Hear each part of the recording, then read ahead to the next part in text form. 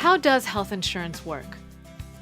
Imagine you have a $100,000 heart surgery, which is a covered medical expense under your health insurance plan.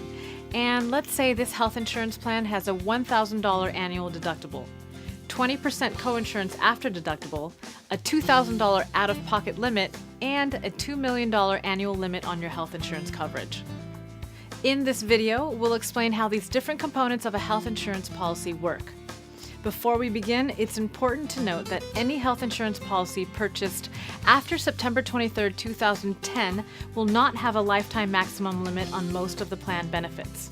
And any health insurance policy purchased after January 1, 2014 will not have an annual limit on most plan benefits. The first thing we'll talk about in this video is a deductible. What is a deductible?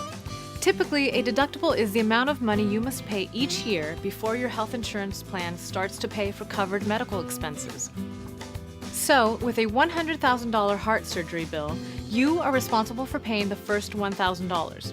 After this $1,000 deductible is met, the insurance company will pay a percentage of the bill and you will pay the coinsurance. Let's talk about coinsurance. What is coinsurance? Typically, coinsurance is a cost-sharing requirement where you are responsible for paying a certain percentage and the insurance company will pay the remaining percentage of the covered medical expenses after your deductible is met. For a health insurance plan with 20% coinsurance, once the deductible is met, the insurance company will pay 80% of the covered expenses while you pay the remaining 20% until your out-of-pocket limit is reached for the year. What is an out-of-pocket limit? Typically, the out-of-pocket limit is a maximum amount you will pay out of your own pocket for covered medical expenses in a given year. For a plan with a $2,000 out-of-pocket limit, you will pay a $1,000 deductible and $1,000 coinsurance, while the insurance company covers the remaining $98,000 of the heart surgery bill. Even if you're hospitalized again in the same year, the insurance company will pay 100% of your covered expenses until you reach your annual coverage limit. What is an annual coverage limit? Some health insurance plans place dollar limits upon the claims an insurance company will pay over the course of a plan year. So if you bought an insurance policy with an effective date of July 2011, your plan year would run from July 2011 until June 2012. If you have an annual coverage limit of $2 million and you have medical bills that cost more than $2 million during your plan year, you would be responsible for paying those bills out of your own pocket. Once your new plan year begins in July 2012, your deductible, coinsurance, out-of-pocket limit, and annual coverage limits would all reset, and the insurance company would once again begin to pay your covered claims. Beginning September 23, 2010, the Patient Protection and Affordable Care Act, Healthcare Reform, begins to phase out annual dollar limits. Starting on September 23, 2012, annual limits on health insurance plans must be at least $2 million. By 2014, no new health insurance plan will be permitted to have an annual dollar limit on most covered benefits. Some health insurance plans purchased before March 23, 2010 have what is called grandfathered status. Health insurance plans with grandfathered status are exempt from several changes required by healthcare reform, including this phase out of annual limits on health coverage. Here's one more concept you should be familiar with. Some health insurance plans offer co-payments. What is a co-payment? Typically, a co-payment or copay is a specific flat fee you pay for each medical service, such as $30 for an office visit.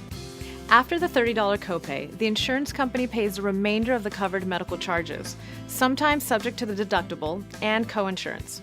Certain recommended preventive services, immunizations, and screenings are covered with no cost sharing or co-payments on health insurance plans purchased after March 23, 2010. Let's say you're not feeling well and went to see your doctor who charges $200 for the office visit.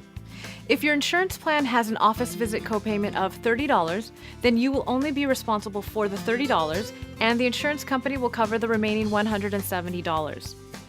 But if you purchased your health insurance policy after March 23, 2010, and you're due for a routine preventive care screening like a mammogram or a colonoscopy, you may be able to receive that screening without making a copayment. You can talk to your insurer or your licensed e-health insurance agent if you need help determining whether or not you qualify for screening without a copay. There are 5 important changes that occurred with individual and family health insurance policies on September 23, 2010. Those changes are: added protection from rate increases.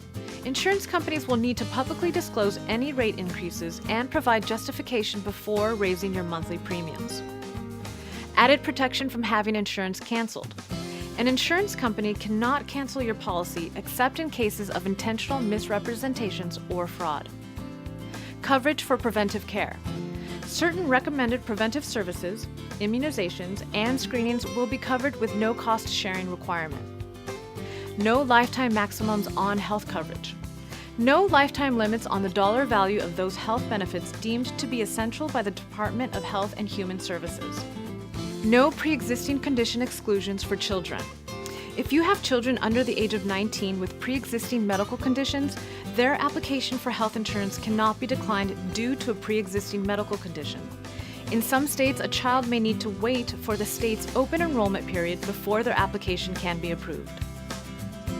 If you have questions that were not covered by this video, please contact a licensed e-health insurance agent at 1-800-977-8860.